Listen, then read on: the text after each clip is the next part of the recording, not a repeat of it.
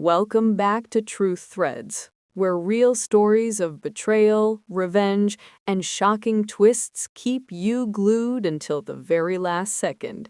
Today's story is one of greed, betrayal, and ultimate justice, a tale you won't forget. My name is Judith Crawford. I'm 45 years old, and today I'm in divorce court in Nashville, Tennessee. Across the room, my husband Bradley sat smugly in his expensive suit, the same one I paid for. His grin made my stomach turn. With his lawyer beside him, he demanded half of everything I owned, even my grandmother's estate worth millions. The courtroom buzzed with whispers. Reporters scribbled notes. Everyone thought Bradley had already won, but I knew something they didn't. Inside my purse was an envelope that could shatter his entire plan. I met Bradley at a business conference 5 years ago. I was grieving my grandmother's death, vulnerable and lonely. Bradley swept me off my feet. Lavish dinners, surprise getaways, compliments about my intelligence. He seemed perfect. When he proposed after just 8 months, I hesitated. But his persistence and charm broke through. Thankfully, my attorney insisted on a prenuptial agreement. At first, I was nervous to bring it up, but Bradley brushed it off like it was nothing. Of course, darling, love doesn't need fine print. He signed it without hesitation. I thought it was a sign of true love. In reality, it would become my salvation. 18 months into our marriage, I inherited everything from my grandmother, her home, her investments, and nearly $3 million. Bradley's eyes lit up like he'd won the lottery. From that day forward, he changed. He quit his job, started spending recklessly, and told everyone at the country club that the inheritance was our family money.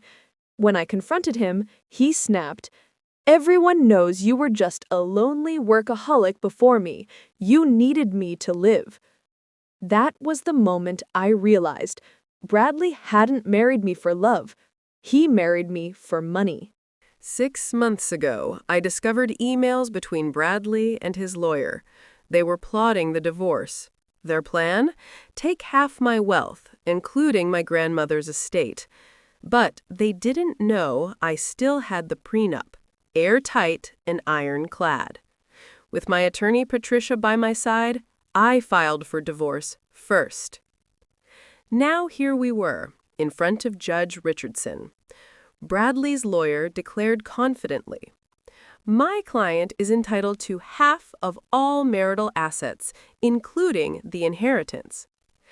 I stood slowly, heart pounding. "Your Honor, there's something the court must see." I handed the envelope to the judge. The room went silent. Inside was the prenuptial agreement Bradley had signed 5 years ago. The judge read aloud, "Any inheritance received by either party during the marriage shall remain separate property."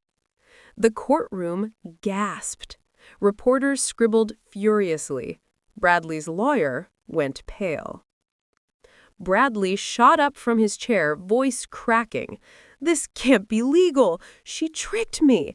I thought it was just paperwork." Judge Richardson's glare cut him down. "Mr. Crawford, you signed this document willingly, waived your right to legal counsel, and confirmed all financial disclosures. This agreement is binding." Bradley's face turned red, then white. He shouted, "She trapped me! I gave up my career for her!" I couldn't hold back anymore. "No, Bradley, you gave up your career to spend my money." The entire courtroom burst into murmurs. Reporters scribbled the line down instantly. Judge Richardson slammed her gavel. "Mr. Crawford, this court recognizes the prenuptial agreement. You are entitled to nothing from Mrs. Crawford's inheritance. Furthermore, neither party owes spousal support." Bradley collapsed back into his chair, defeated. His grand plan had crumbled in public, his greed exposed for everyone to see. As I walked out of the courtroom, I felt lighter than I had in years. Bradley thought he was walking away with millions. Instead, he left with nothing, except the humiliation of losing everything in front of the entire city.